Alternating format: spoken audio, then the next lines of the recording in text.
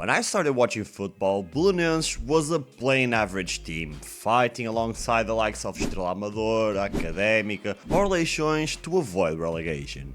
To me, they were simply the less successful blue team. So it came as a huge surprise when my dad, who was never the biggest football fan, once told me that Belenenses was actually a pretty strong team, as good as the three giants, and they had once won the league. That was a shocker to young Throne, and as the years went by, I ended up developing a special affection for the club, even more so after seeing for myself that they really do have the most beautiful stadium view in the whole country. But unlike that stunning view over the Tagus River, the club's last few decades have been anything but charming, filled with relegations, conflicts, and even a split that threatened the very existence of Belenenses as we always knew it. Belenenses is as historic as it is complicated, and in this video I'm going to do my best to explain how the club rose to the top of Portuguese football and how it failed to evolve like the other giants, but also how they ended up winning a war against themselves. This is the legend of Belenenses, so as usual, let me give you some context.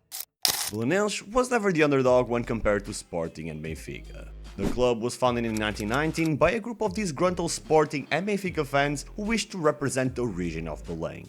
That by itself already gave the club a huge advantage because Belém is an important region in Lisbon with strong identity and with lots of young promising talent wishing to represent it. From the get-go, Belenenses established themselves as the club of the people in Lisbon, and their sporting success only made their popularity grow stronger. Even before we had a proper league, the best football in Portugal was played not only in the Campeonato de Portugal, but also in the Lisbon Championship. That intense competitiveness helped the club evolve massively, and just over a decade after being founded, Belenenses was already tied with FC Porto as the club with the most national titles, and it was also the club supplying the most players to the national team from its very beginning. Of course, this wasn't just down to luck or passion. Before football even began to professionalize in Portugal, Belenenses already had an ambitious board that invested in infrastructure far above the standards of the time.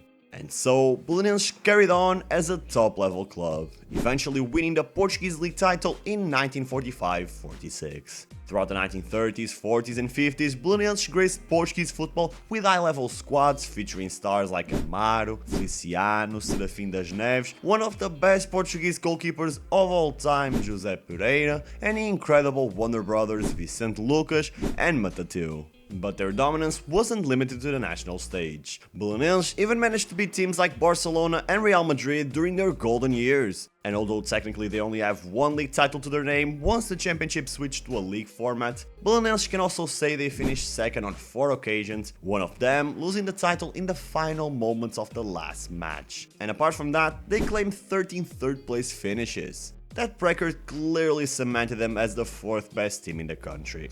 But to be completely honest, if we judge them based solely on the last 50 to 60 years, Belenenses' legacy would look much smaller. There's no denying the professionalism and passion that Belém showed for its club in the early 20th century, but as the years went by, Belenenses stagnated. And Benfica, Sporting and Porto pulled ahead. First, Belenenses stopped being the people's club.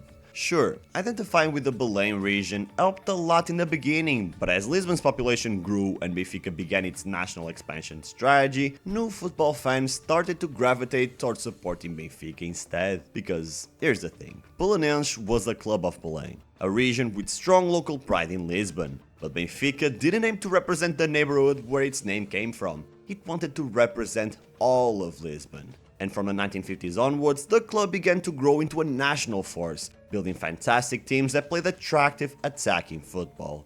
After dominating the domestic scene came the European titles, and even though I don't agree with the idea that Benfica was Salazar's regime club, the truth is that the Eagles were used and promoted as a symbol of national pride, which only helped increase their fan base across the entire country. Sporting had already been a few steps ahead of Belenenses, at least since the generation of the 5 violins in the 1940s. Benfica overtook them during the 50s and 60s, and the final blow came with the rise of FC Porto under Pinto da Costa and Pedroto, who through clever communication and a strategic stance against the centralized power of the capital, won over the vast majority of football fans in the Porto district and much of the northern region.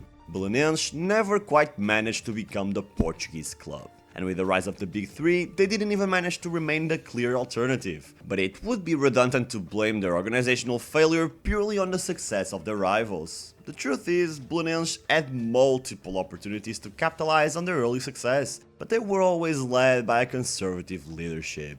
While others grew into football empires, Belenenses stayed loyal to their neighborhood roots, relying on people who were passionate about the club but lacked business vision. Over time, that created a vicious cycle. When a talented local player emerged, or when the Blues had a transfer target in mind, the Big Three would swoop in, offering wages far higher than Belenenses could ever afford. At the same time, even players who weren't in it for the money had little reason to join Belenenses. I mean, they offered less media exposure and far fewer chances of achieving something big compared to the capital's giants. Year after year, this gradually weakened the club on the pitch, and as a result, off it too. Still, as tragic as all this is, it's not the true downfall I want to talk about today. Belenenses slowly lost their place as one of Portugal's football giants, most notably when they were relegated for the first time in 1982, but that didn't mean they instantly became irrelevant. Belenenses continued to put on strong performances throughout the 70s and 80s, even though by then it was clear they had fallen behind the Big Three. In the 70s, they managed a second place finish in 1972-73 and a third place in 75-76, along with 2 appearances in the UEFA Cup. In the 1980s, despite getting relegated at the start of the decade, Belenenses made it back after 2 years in the wilderness and even returned to the podium within that same decade. But above all, they won the Portuguese Cup in 1989, eliminating all 3 giants on their road to glory. However, the ghost of relegation came back to haunt still in the 90s. By that decade, Belenenses was no more than a club fighting for survival, and they did end up dropping twice, in 1991 and 1998. To be honest, their most memorable moment in the 90s might just be that Ronaldo made his professional debut for Cruzeiro against them. Football was evolving at a blistering pace. It was no longer just a pastime for the masses, it was now a revenue machine for the sharpest, most business-savvy minds. If you wanted to survive, you had to generate consistent income. If you wanted to be a club for the community, your ceiling was regional football. And unfortunately, Belenenses couldn't adapt. Faced with a legal requirement to create a SAD, the club gave in. But the entity was poorly organized and lacked a long-term vision, much like every leadership the club had seen since the 1960s. Still, Belenenses got lucky in the 2000s. First, because they had a part-time genius, part-time chewing gum connoisseur, leading them to a Portuguese Cup final and a European tie against Bayern Munich. And then, because they were saved from relegation twice in sports courts. In 2006, it was due to Gil Vicente allegedly fielding striker Mateus when he wasn't eligible. In 2009, it was due to Estrela Amadora's bankruptcy. But as with all things in life, luck runs out. And by the end of the 2010s, Belenenses did get relegated, ironically after a match against Benfica, then coached by Jorge Jesus, the last man to have managed a respectable season with the club. The financial problems were piling up. Belenenses was drowning in debt, and in its final breath, the club sold its soul to the devil. A devil named Rui Pedro Soares. Through his company Code City, Rui Pedro Soares acquired 51% of the club's SAD in 2012 under the agreement that the club could buy back the shares by January 2018. And at first, things actually went well. Belenenses earned promotion right after Code City's first season in charge, and less than 3 years after the takeover, the club was back in European football.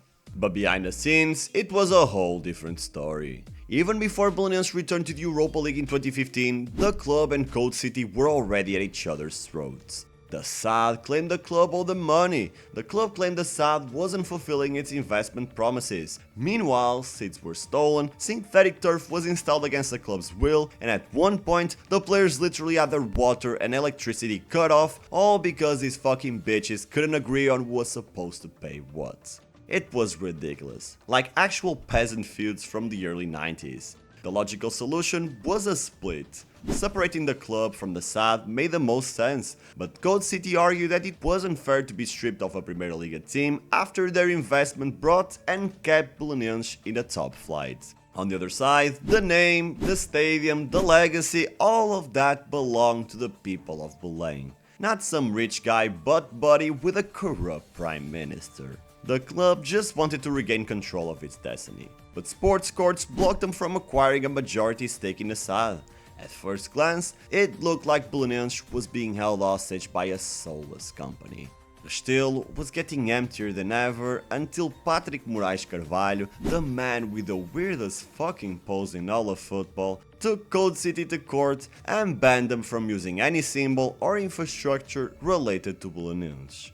In response, Clube Futebol dos Belenenses enrolled in the Lisbon 3rd District Division, the 6th and lowest tier of Portuguese football. So, by 2017-18, you had the real Belenenses in the 6th Division and Bessade still in the Primeira Liga. But even with that massive gap between divisions, the real Belenenses always had more fans in the stands. Ask any real fan, Belenenses belongs to the people, to the locals of Belém, to those who grew up cheering for the team while taking in that dreamy view of the Tagus River. Step by step, they've been climbing the ladder of Portuguese football. Today, they're in the 3rd tier, fighting to return to the 2nd division, which they got relegated from last season. As for Bessade, they spiraled down the leagues, ditched the B in their name, and went full Captain Ginyu from Dragon Ball Z, jumping from club to club trying to body swap their way back up.